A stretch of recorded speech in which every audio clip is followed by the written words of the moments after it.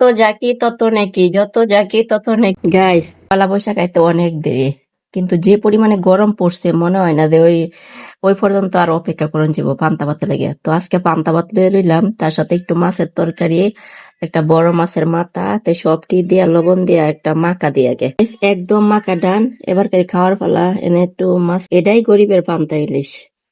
বিসমিল্লাহ।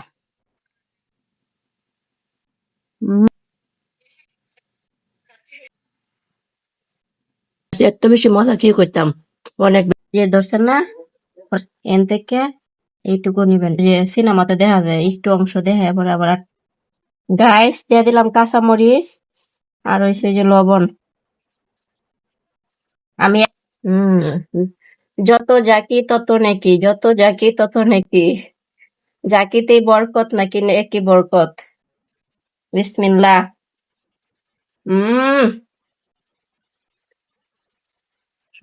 একদম লাল টকটকা রসমলাই রসমলাই।